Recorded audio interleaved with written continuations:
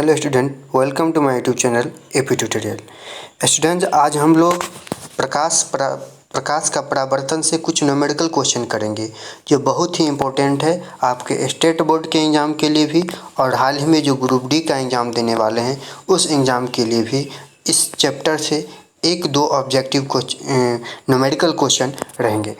आइए हम लोग देखते हैं। कहता है क्वेश्चन कि उस उत्तल दर्पण की फोकस दूरी ज्ञात करें जिसकी वक्रता त्रिज्या 32 सेंटीमीटर है। ठीक है, कह रहा है कि फोकस दूरी निकाल लें जब वक्रता त्रिज्या दिया है। तो ये फोकस और वक्रता त्रिज्या के बीच दो रिलेशन आप लोग को ध्यान रखना है कि F बराबर R/2 और R बराबर 2F। F कहते हैं फोकस दूरी को और R कहते हैं त्रिज्या को। R कहते हैं त्रिज्या को, रेडियस को। ठीक है, ये दो आप लोग को फॉर्मूला याद रखना है, F बराबर R/2 और R बराबर 2F। आइए इस क्वेश्चन को हम लोग बनाते हैं। यहाँ पर फोकस दूरी कह रहा निकालने, तो F बराबर R/2 लगाएंगे। R कितना दिया है 32 सेंटीमीटर और 2, इसको काट दीजिए तो 32 16 दूना 32, ये 16 सेंटीमीटर आप लोग का आंसर हो गया। बस उत्तल दर्पण बता रहा है तो उत्तल दर्पण की फोकस दूरी हमेशा धनात्मक होती है। देखिए अब 16 सेंटीमीटर तो होगा, यहाँ पर 16 सेंटीमीटर 16 मीटर और -16 सेंटीमीटर है। तो अब हम लोग को डिसाइड करना है कि 16 सेंटीमीटर होगा या -16 सेंटीमीटर होगा। ठीक है, तो हम लोग को ध्यान में रखना है कि उत्तल दर्पण की फोकस दूरी हमेशा क्या होता है, धनात्मक। ठीक है, उत्तल दर्पण की फोकस दूरी होता है पॉजिटिव। उत्तल दर्पण की फोकस दूरी होता है पॉजिटिव, इसीलिए इसका आंसर हो जाएगा 16 सेंटीमीटर। अगर यहाँ अवतल दर्पण दिया रहता तो होता -16 सेंटीमीटर। तो आइए बढ़िए। कह रहा है यदि गोलीय दर्पण की फोकस दूरी, कह रहा है यदि गोलीय दर्पण की फोकस दूरी 15 सेंटीमीटर, यहाँ पर फोकस दूरी दिया है कितना, F दिया है 15 सेंटीमीटर और वक्रता त्रिज्या कह रहा है ज्ञात करने। ठीक है, कहता है the focal length of spherical mirror, the focal length मतलब फोकस दूरी, स्फेरिकल मतलब गोलीय, मिरर मतलब दर्पण, spherical mirror is 15 centimetre, then what will be the radius of curvature.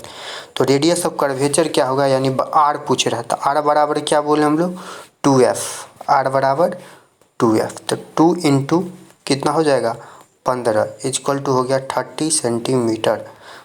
Centimetre है तो सेंटीमीटर, तो ये हो गया आपका आंसर 30 सेंटीमीटर। ध्यान रखना 30 सेंटीमीटर 30 मीटर भी है, तो ये डिसाइड आप लोग को करना है। जो यहाँ पर यूनिट रहेंगे वही यूनिट यहाँ पर भी होंगे। ठीक है, चलिए आगे बढ़ते हैं।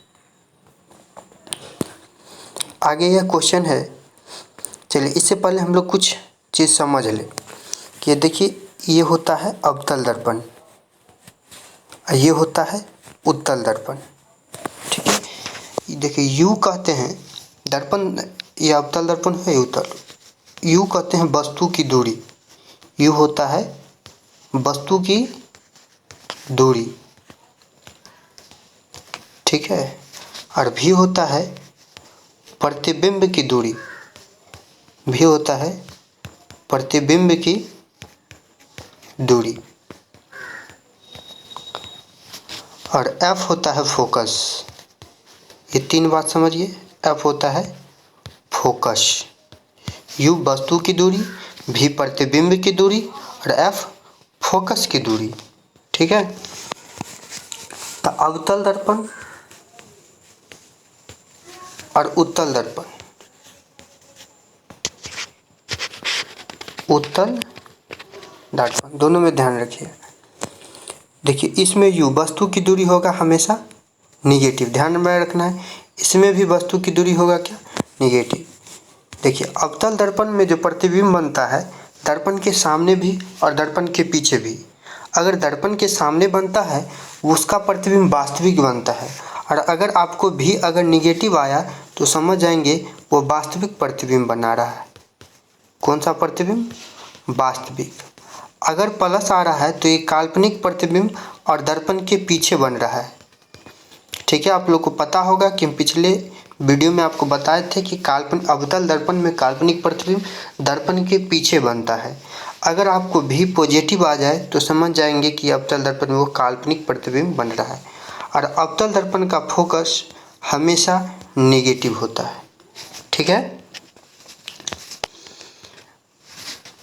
अवतल दर्पण में वस्तु की दूरी निगेटिव, प्रतिबिंब की दूरी निगेटिव पॉजिटिव दोनों होता है।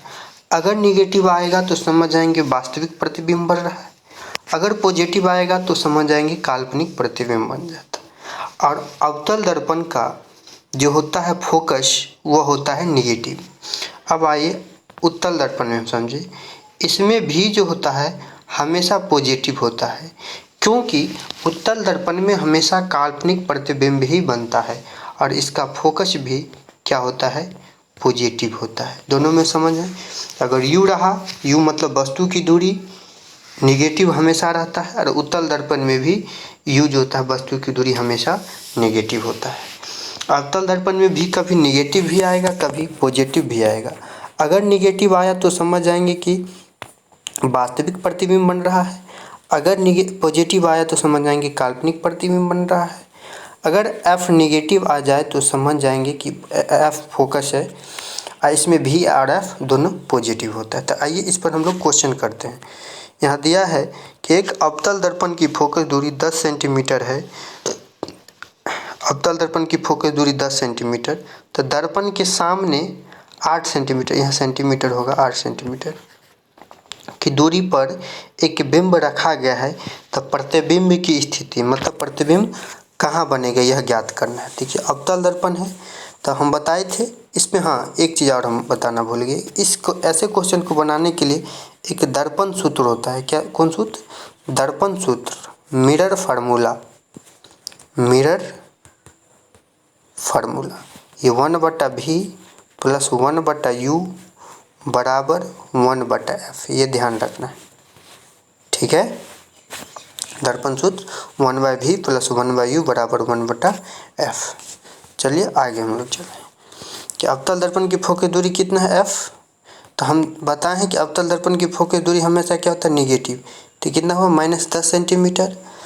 दर्पण के सामने 8 सेंटीमीटर की दूरी पर एक बिंब रखा गया है, मतलब u है ये क्यों क्या है, -8 centimetre.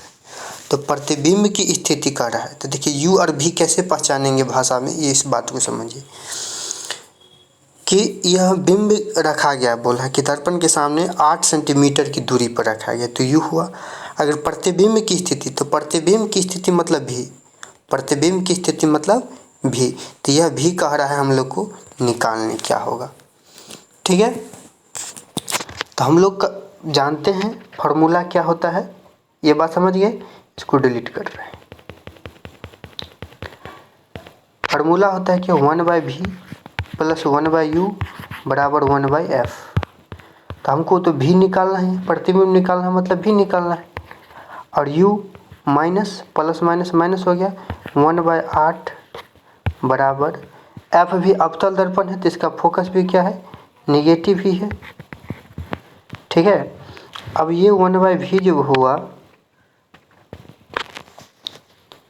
1/v minus 1/8 equal to -1/10। ये 1/v माइनस 1/10, ये माइनस उधर है तो इधर आया तो प्लस हो जाएगा 1/8। तो दोनों का एलसीएम लेंगे तो कितना हो जाएगा, ये 40, 10 चौक 40, तो ये हो जाएगा -4 प्लस 8 पंचे 40, तो ये हो जाएगा 5। जब 5 में से 4 को घटाएंगे तो ये हो जाएगा 1/40। तो 1/f equal to 1/v equal to 1/40। तो यहाँ पर पॉजिटिव है। देखिए अब इसको पलट देंगे तो v क्या हो जाएगा, v हो जाएगा आप लोग का, यहाँ लिख रहे हैं 40 हो जाएगा। तो +40 है, तो हम बोले थे कि अगर +40 रहेगा, प्लस v अगर प्लस में रहेगा तो प्रतिबिंब कैसा बनेगा, काल्पनिक बनेगा, और दर्पण के कहाँ, दर्पण के पीछे बनेगा। ठीक है। प्रतिबिंब दर्पण के कहाँ बनेगा, पीछे बनेगा। ठीक है, काल्पनिक प्रतिबिंब बनेगा। ठीक है। तो आइए हम लोग देखते हैं कि कौन सा आंसर होगा। ये हो जाएगा दर्पण के सामने नहीं, दर्पण के सामने नहीं होगा, यहाँ पर पीछे होगा। दर्पण के पीछे 40 सेंटीमीटर की दूरी पर काल्पनिक प्रतिबिंब बनेगा। अगर प्लस आ गया तो क्या बनेगा, वह काल्पनिक प्रतिबिंब बनेगा। चलिए आगे हम लोग चलते हैं। एक वैसा ही क्वेश्चन है कि एक अवतल दर्पण की फोकस दूरी 20 सेंटीमीटर है। इसके 30 सेंटीमीटर की दूरी पर एक प्रकाशित बिंदु स्रोत को रखा गया है, तो प्रतिबिंब का स्थान निर्धारित करें। इसमें भी मतलब क्या पूछ रहा है, भी पूछ रहा है। एफ दिया है, एफ कितना है -20, अवतल दर्पण है तो माइनस हो गया। यू है 30 सेंटीमीटर, तो ये भी -30 हो गया। भी पूछ रहा है, ठीक है, तो भी बराबर हम लोग क्या फार्मूला लगा देंगे, 1/v इक्वल टू, यहाँ पर माइनस है तो -1/30 इक्वल टू -1/20। ठीक है, यहाँ पर स्पेस थोड़ा कम है इसलिए एडजस्ट कीजिएगा। -1/20 प्लस 1/30, ये माइनस इधर आया तो ये प्लस हो गया। ठीक है, इसको मिटा रहे हैं। यहाँ हम लोग इस क्वेश्चन को बना देंगे, बस भी और यू समझना है। यू हमेशा दोनों अवतल दर्पण उत्तल दर्पण दोनों का निगेटिव होता है, और अवतल दर्पण में भी कभी निगेटिव कभी पॉजिटिव होता है। अगर वो निगेटिव होगा तो समझ जाएंगे वास्तविक प्रतिबिंब है, अगर पॉजिटिव होगा तो समझ जाएंगे काल्पनिक प्रतिबिंब है। यहाँ पर हमको निकालना है भी, यहाँ ले लीजिए 60 हो जाएगा, 20-30 का एलसीएम 60 हो जाएगा, 20-30 60 तो ये -3 हो जाएगा, प्लस 30 दूना 60 तो 2 हो जाएगा। ये हो गया -1/60। तो भी क्या आ गया, -60। जब माइनस आया तो ये प्रतिबिंब कैसा बनेगा, काल्पनिक बनेगा। कहाँ, दर्पण के, कहाँ, दर्पण से 60 सेंटीमीटर की दूरी पर वस्तु की ओर बनेगा। ठीक है, जिधर वस्तु है उधर। ठीक है, मतलब अगर ये अवतल दर्पण है तो इधर बनेगा, तो वस्तु तो यहीं पर है ना। ठीक है, अगर ये इधर प्लस रहता तो इधर बनता, समझिए। देखिए ये अवतल दर्पण है, तो अगर प्लस रहता तो इधर प्रतिबिंब बनता है यहाँ पे। ठीक है, अगर यह निगेटिव है तो इधर बन रहा है प्रतिबिंब।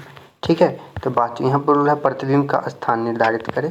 ठीक है, इसमें प्रकृति नहीं पूछ रही है कि काल्पनिक है या आभासी है, वास्तविक है। तो ये हो जाएगा दर्पण से 60 सेंटीमीटर, दर्पण से 60 सेंटीमीटर वस्तु की ओर बनेगा, 30 सेंटीमीटर की ओर। ठीक है, आइए चलिए, हो गया। इतना बात को समझेंगे, ये सेशन बहुत ही अच्छा लगा होगा। अगर आपको अच्छा लगा होगा तो आप प्लीज़ ज़्यादा से ज़्यादा इसको शेयर कीजिए। Thank you very much. यह सेशन बहुत ही अच्छा था। इसी तरह हम लोग फिजिक्स का numerical based question topic wise लाते रहेंगे। Thank you very much.